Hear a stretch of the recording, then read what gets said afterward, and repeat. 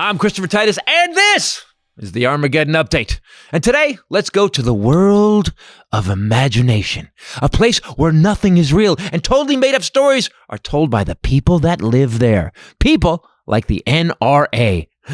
These wizards and warlocks of tall tales or lies have made up some amazingly scary stories. So gather around, children, and let's hear the made-up stories of the National Rifle Association. And now, fairy tales of the NRA.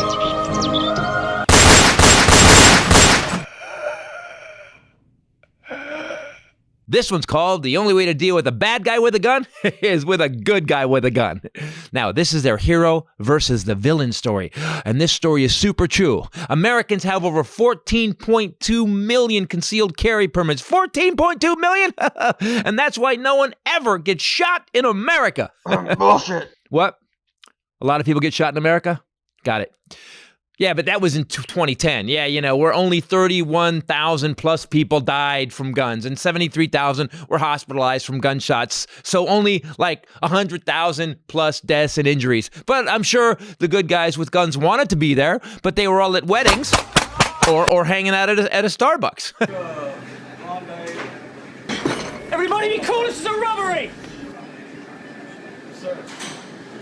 But that was in 2010. It's now 2019, and I'm sure by now the gun death and gunshot injury rate in America is 0. Thank you, good guys with a gun.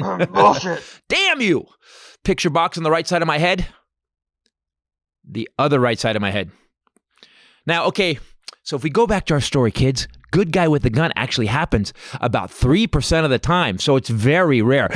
Like a weaponized mythical creature. You believe in magic, make a silly sound. So, either you open carry people really need to get your shit together or admit that it's a myth. It's a fallacy. Brought to you by the people that want to sell you more guns. And they have better imaginations than Stephen King on mushrooms, but way worse hair. But of all the people shot, 2/3 of those were suicides. So, maybe you useless good guys with guns could save more lives. You went to college, got a psych degree, and volunteered at the suicide hotline. Or, I mean, because the bang bang stick you're currently saying is going to save people ain't cutting it. Or maybe you could use your gun to threaten people that you'll shoot them if they want to kill themselves. Yeah, hey, I bet that idea works at least 4% of the time. So you're still better. People, there's not one statistic that backs up our gun fetish in America. Not one. If guns saved lives, we would be the safest nation on earth. And currently, we are the 30th most dangerous when it comes to gun deaths. And for every 100 Americans, we have 120 guns.